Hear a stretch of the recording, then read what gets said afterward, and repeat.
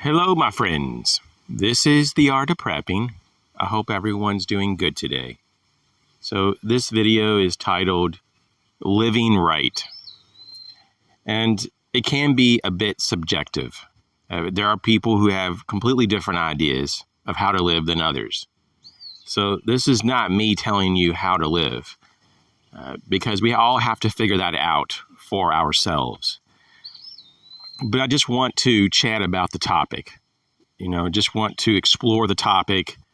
And if you're interested in this kind of topic, it's going to be a bit kind of philosophical, I guess, maybe, and just some thoughts that I'm going to put out there. So if you're into that, this might be the video for you.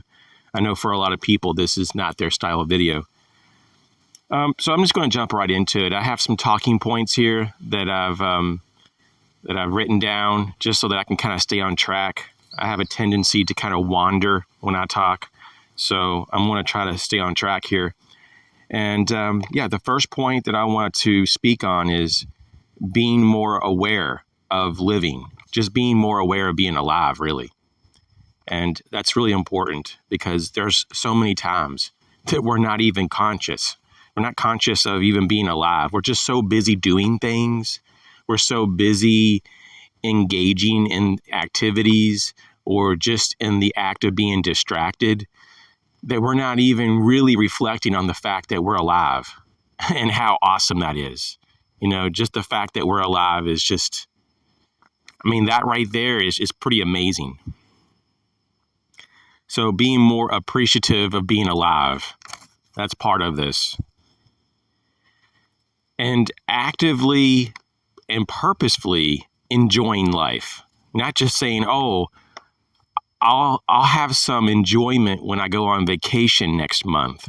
No, like enjoying the day, enjoying the moment. And I know sometimes things get so crazy in our lives, or at least around us, that it becomes difficult to just be in the moment and to enjoy the moment and to find some peace, even though peace is really within us. A lot of people just don't go inward. They don't go there. They don't go to our inner place of peace because it's not very well developed.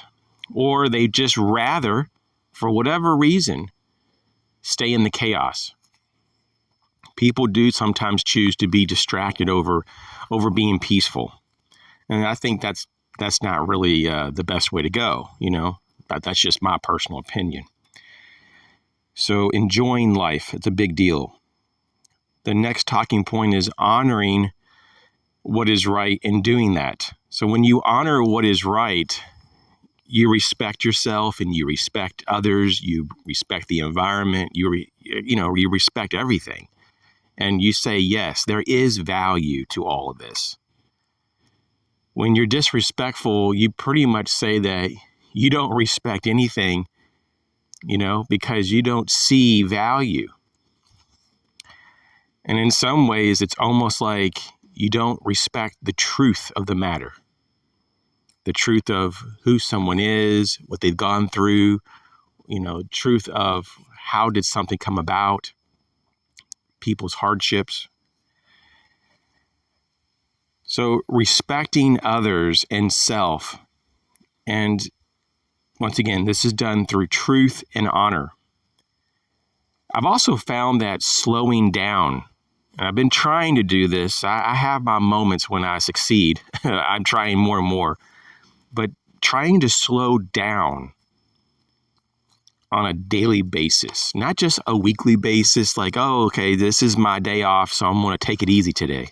That's good and all, but on a regular basis, try to slow down. And what I've noticed is that when I give myself more time to think and to do, things tend to come out better. Less mistakes, less misunderstandings, just overall higher quality. And so I understand when people talk about you do a little bit and you take a break or you mix things up in the day, because that's how I found my way in doing things better is by taking my time and not overdoing anything. because you can do something for so long, and the longer you do it, typically the quality goes down over time. So slowing down, decluttering your day. And, one of the things I think in the modern day that is really so important, we're starting to hear more and more about this, though, from even professionals, but just, my own personal take is that social media is a real scourge on society. And I think that for the best that you can to stay off of social media, and even for the most part, even here on YouTube, even though here we are on YouTube, here I am, I'm just delivering a message. I don't personally hang out on YouTube all day, though. I'll just be honest. I check in like maybe once or twice a day just to see if I have messages or questions, or check my email just because it's connected to this account, and just correspond with people. But I'm not obsessed, and hopefully you aren't either, with, stuff that is moving through social media networks. It's a nonstop kind of ordeal. It's just a never-ending river of information, most of which is just complete distraction.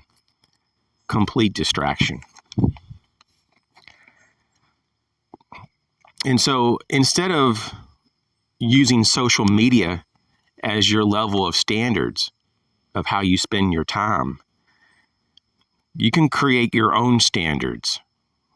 And of course, within limits, though. There are some things that are just truths. There are some things that are just, how you do things to honor others and yourself. But within all those constraints, though, you can create your own standards so that you can live in a way that you can consciously be okay with. You can live in a moral way. So this kind of goes to my next point, which is to know what works for you. Do you really know what works for you? A lot of people, they live through other people, and they don't really know what they like or dislike. They don't really know what they want to do with their time. They just know what they think is the expectation from others. And so that's dangerous, though. If you have not over time figured this out of who you are, what you're supposed to be doing, and it could be very simple, the answers. This is not like some kind of trick question. It's not like it has to be super technical. Sometimes we're just called to be mindful of what's going on around us. Sometimes we're just called to go and fix a meal and eat. Sometimes we're called to go to sleep. Sometimes we're called to help someone around us. Sometimes we're supposed to work through a problem. It just depends on the moment. So know what works for you, and know where you experience. And I know that sounds kind of odd, but where is your experience? Where does your experience exist? And then you have to figure out what kind of experiences those are. Are they good for you? Are they not? Do they help push you? What are your experiences? Some people don't even know what they're experiencing. They don't even know they're having an experience. They're just so distracted, or they don't even have a recall of it because they're not even mindful of it. So many people are just kind of like floating through life and not really sure what's going on. This is a real phenomenon. So know where your experiences exist. That's a big one, I think.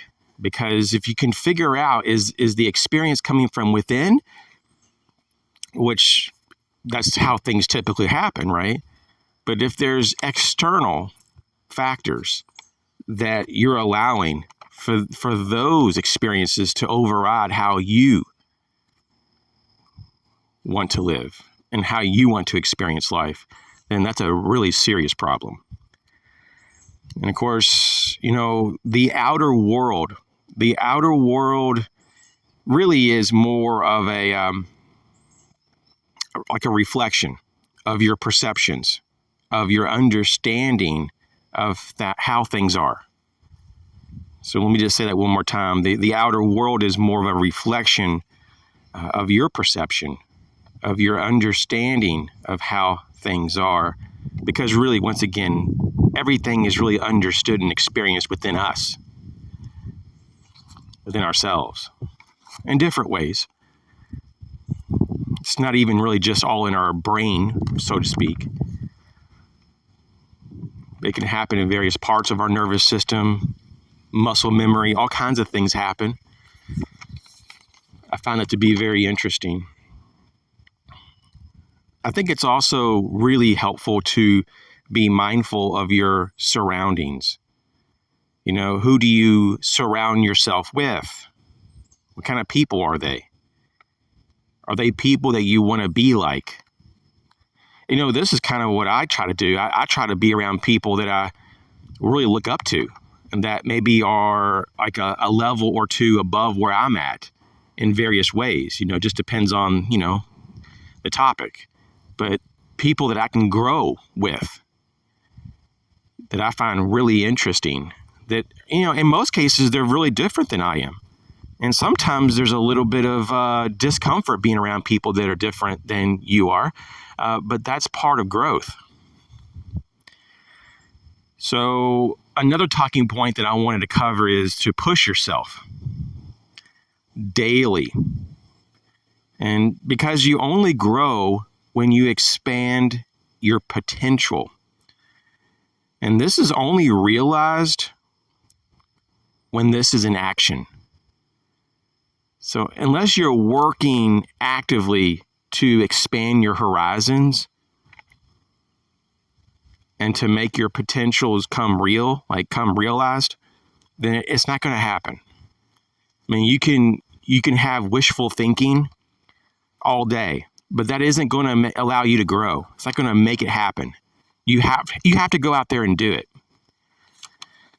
And I think it's very powerful to redefine, in some cases, your so-called limits, because they're typically not limits. They're just boundaries that you have set for whatever arbitrary reason back in the past.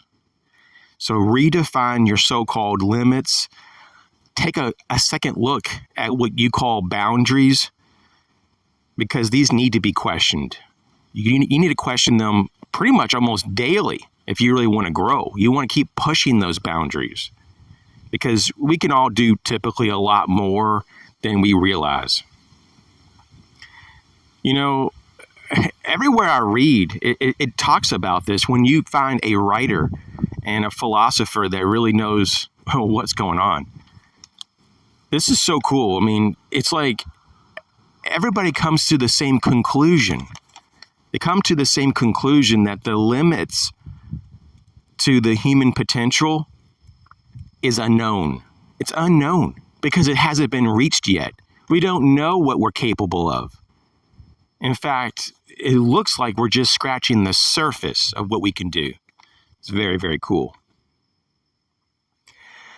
Okay, now I want to just talk about a few more talking points and then wrap this video up. And this is very, very obvious, but wow, so many people do not want to think about this, and they avoid this. And that is the fact that life is short. Life is short. Over time, we take our lives for granted. It seems like the older we get, we tend to do that. We take things more and more for granted until we get to the very end, or at least what we think is the end, the perceived end, or if we're actively dying, then we start to reflect. That's what I've noticed too. A lot of people start to get real humble, or maybe something else. Some people get really angry at the very end because they don't want to die. And they have very poor ways of coping with death. But life is short. And a lot of us over time take for granted that our lives are very special. Very special. And because of this, people look back and they may have regrets. And I want you to say to yourself that you don't have many regrets, or maybe no regrets. That would be even better if that's even possible. But try to go throughout your life from this point on, not regretting what you're doing. Think through what you're doing right now. And how can you do this? Well, we're not perfect creatures, so we'll probably mess up a little bit here and there. But one way, once again, is to slow down, right? So what I say is stop. Stop, look, and listen. Sounds real kind of cliche, but hey, this kind of works, It's just something simple to remember. Stop, look, and listen. And that actually allows you to kind of transition, right? It slows you down, if not, maybe even stops what you're doing. And it helps you to transition to be more aware, more conscious of what's going on right now in the moment, to reconnect with the moment.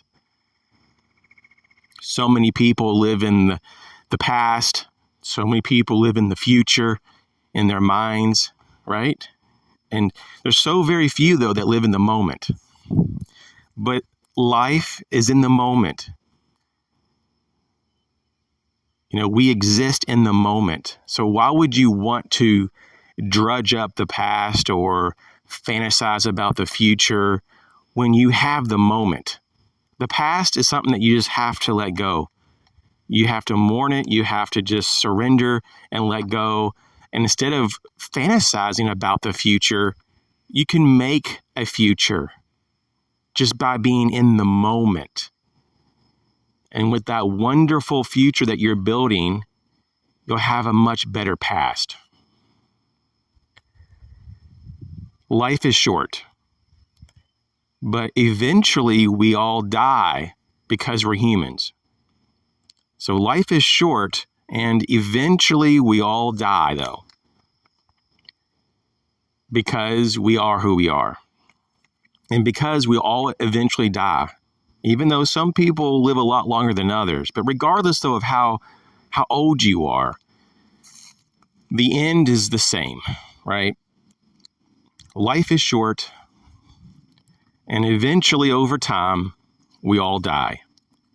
That is something that a lot of people can't stand to hear, because no one really wants to die. But do we really die? That's the question. And I think that people don't really want to talk about that question, because then that brings up a whole nother question. Are we accountable for our actions throughout our lives? Are we accountable for our actions throughout our lives? I think we are accountable.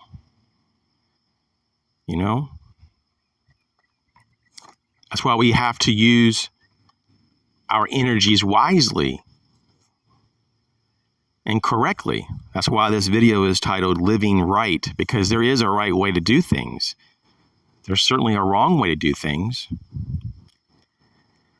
So is this all there is?